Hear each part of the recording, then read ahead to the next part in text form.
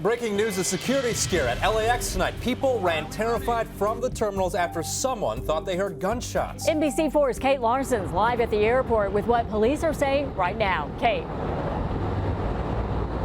Well, Kathy, Adrian, a very scary and frustrating night for people here at the airport after several people called 911 reporting an active shooter in one of the terminals. Fortunately, of course, it was a false alarm. Nevertheless, a lot of panic and chaos here at LAX tonight. Take a look at this cell phone video from inside LAX of passengers running around frantically inside and outside the airport after people called 911 reporting that they heard loud noises, which eventually got interpreted as shots fired. We're told by Los Angeles Airport Police that those calls originally originated at around Gate 82 in Terminal 8. That is where United Airlines is. Of course, this led to the airport being put on lockdown. Take a look at this news chopper for overhead LAX as groups of people were actually standing on the tarmac next to airplanes, a very unusual sight. And of course, airport police, as they put the airport on lockdown, a lot of cars trying to get in and out of the airport had nowhere to go, creating a huge traffic jam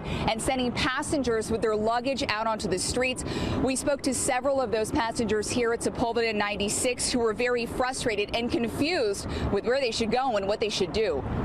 Well, we feel it's complete chaos trying to get out of here. Like, LAX is not prepared whatsoever to get the people out of here once the incident's over with.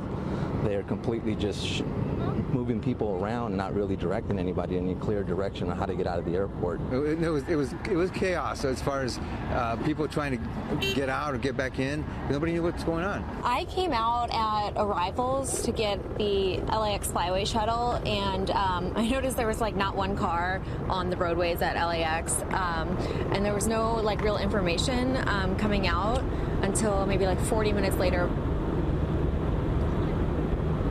All right, joining us live now is Officer Rob Pedregon with the Los Angeles Airport Police. Officer Pedregon, we just heard from a number of very frustrated passengers who feel that the police response to this incident was not adequate. I know nobody was hurt and it was a false alarm. How do you all feel you handled this situation?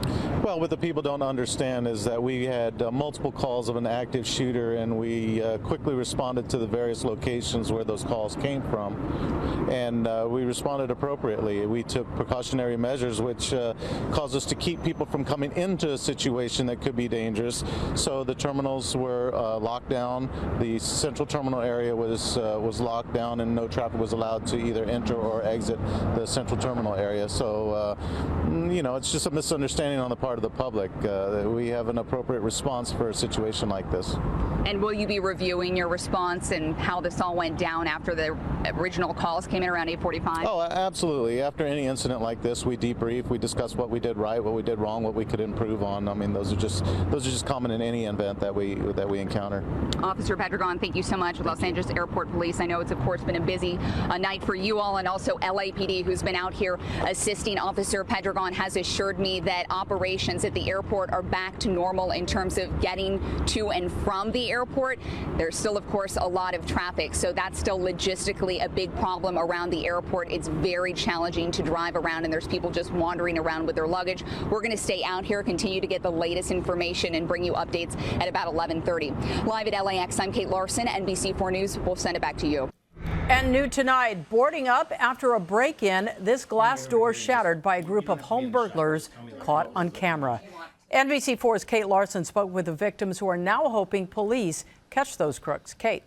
Yeah, you know, the family, Colleen, who lives on Deerhorn Road near the 405, is scared, and they're really frustrated because they feel like they've done everything they can to protect their home. They have a security system, they have surveillance cameras, even safes for their valuables, and it still didn't deter the burglars.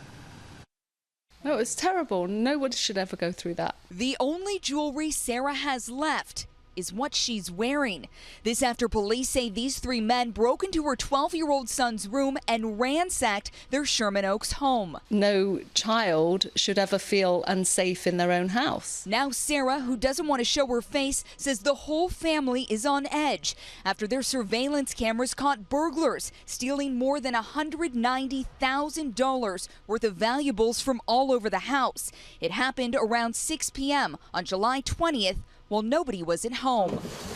Wedding silver, irreplaceable family jewelry and coins, part of their son's baseball collection, and clothing. They took every single valuable that we have collected. Our safe was hidden behind here. Many of the stolen items were in 2 safes, hidden in the master closet and hall closet, which the burglars pried open with a butter knife. The safes so large that 2 of the burglars had to carry it out of the house. Inside were also the family's passports and social security cards. Worse than what was taken is seriously our identities could be stolen right from under us. LAPD is still looking for the 3 burglars who they say got away in this gray Hyundai Santa Fe. Meanwhile, today, police searched Sarah's husband's SUV because detectives believe the suspects may have planted a GPS device on the car to track the family's movements. Shocking, upsetting, how people can just come in our area and just clear you out, just walk out with 2 safes. The family says police did not find a GPS on the SUV, but the family believes a device could have been used to track their car in so that the burglars could know when they were coming back home the night of the burglary.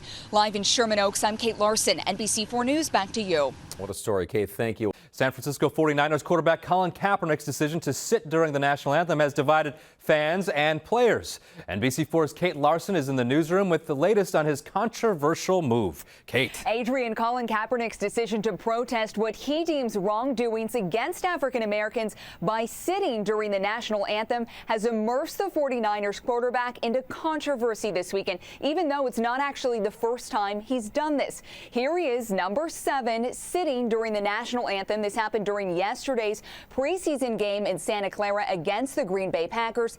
After the game, he told NFL media that he is, quote, not going to stand up to show pride in a flag for a country that oppresses black people and people of color. 49ers head coach Chip Kelly said by phone today that he's aware Kaepernick has been sitting during the national anthem before several preseason games this summer, but that the only conversations they've had together are about football, not Kaepernick's choice to stand or sit. We recognize the right of any individual to choose to participate or not participate in the national anthem, and so doesn't the league. So, you know, the league statement is they encourage them, but it's not required to stand during the playing of the national anthem. So, you know, it's his right as a citizen.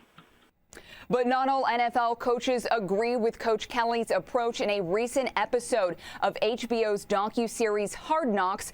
Before the controversy, LA Rams head coach Jeff Fisher gave his team a heartfelt address on how to properly line up for the anthem, saying that it's important to him and that it's a, quote, respect thing. It's a self-respect thing. It's respect for your teammates. It's respect for the game, and it's respect for this country.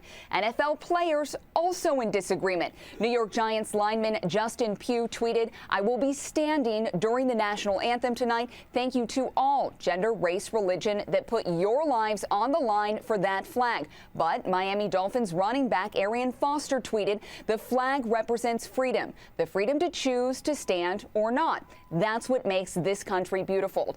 Now, the episode of Hard Knocks aired last week, so it was clearly shot before yesterday's 49ers game. So we don't know how Coach Fisher feels about Kaepernick's decision to sit, just that he'd clearly like his team, the Rams, to line up and stand during the national anthem. In the newsroom, I'm Kate Larsen. Kathy, we'll send it back to you.